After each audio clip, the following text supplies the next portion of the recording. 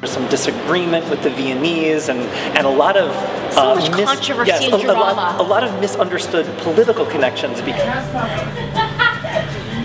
A myth busted? Yeah, sorry, busted. Busted.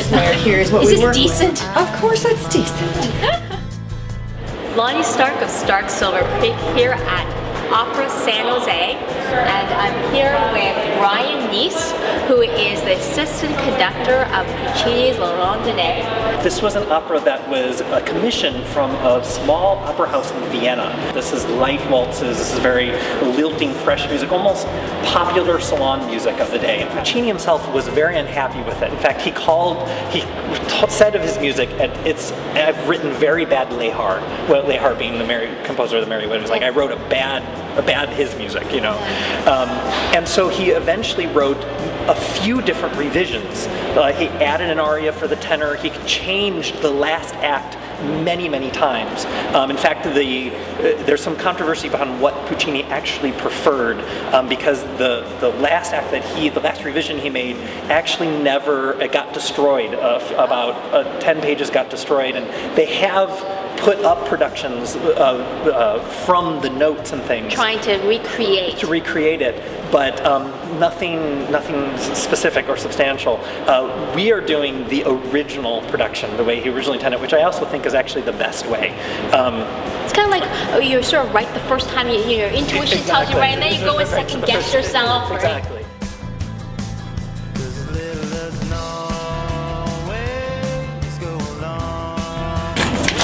You might have to go back. Ready?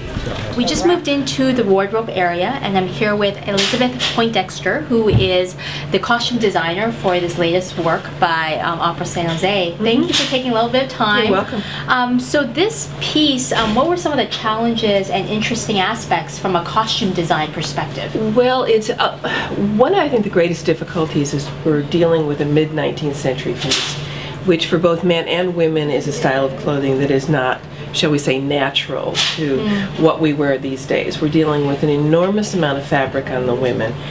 Anywhere from the ball dresses in Act 1 have anywhere from 12 to 25 yards of fabric in them. How many pounds? I'm just wondering about wearing them. It must be.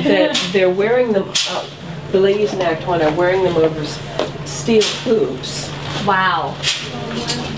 This.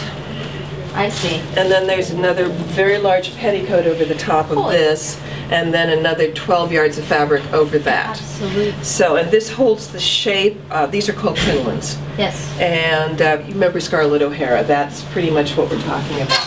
Wow. And so it's a challenge because you don't move the same way in those petticoats and those hoops. I can imagine it's also difficult singing and doing everything else you have to in order to.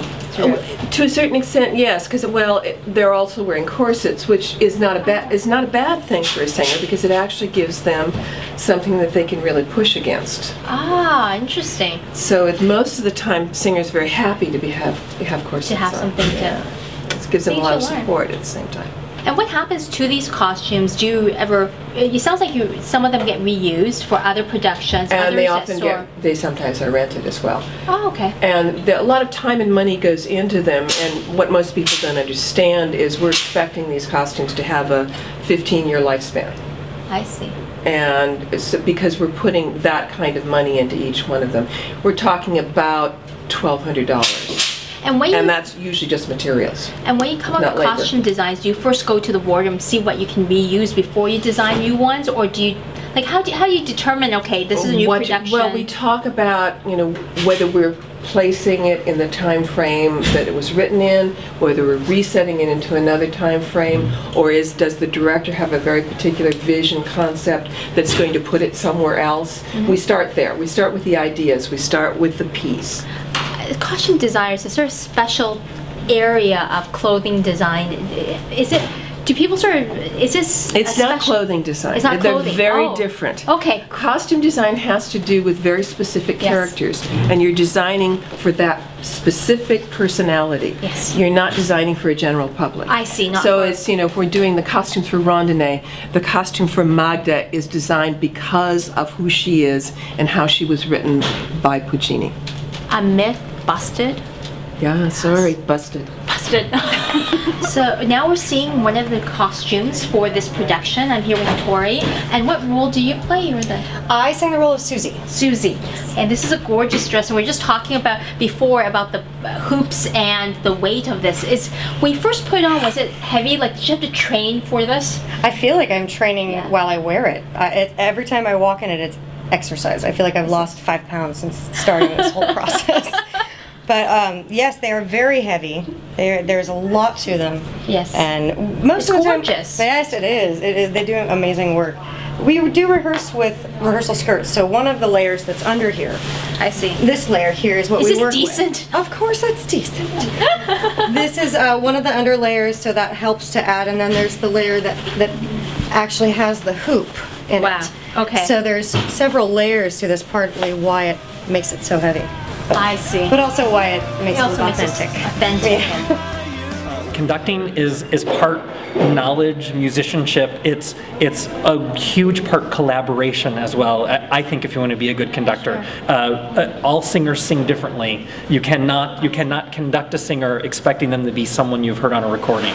You have to know how to take the best qualities of their voice and make them the best. But if you follow what they're doing and also how much she repeats the same line, like she says, "No, I love him. Let me go. I love him." You people, like, it's very similar to real life in a similar situation. You say it once to break away, and then you say it again, "No, I really mean this." Yes. And he's following the same thing in the music. He says it fast the first time because it's a reaction, and then when he really means it, he lets everything slow down, and he also lets the orchestration.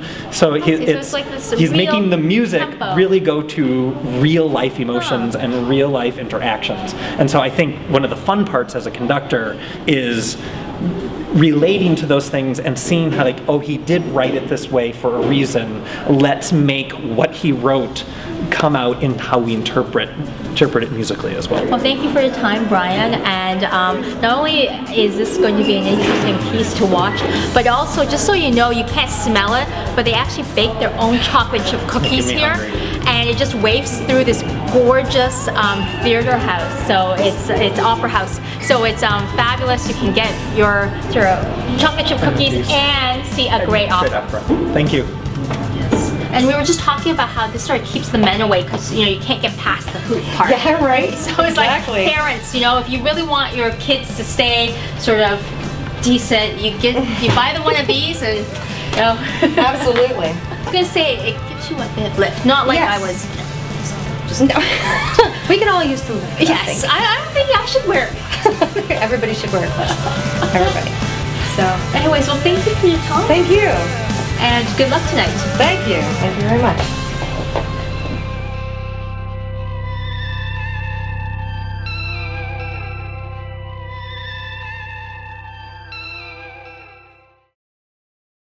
Is my hair okay? Because you asked. Is there something you'd like to tell me? Poindexter. Okay, just, No T in there. okay. Poindexter. Dexter, yes. Dexter. Yeah, Poindexter. Poindexter.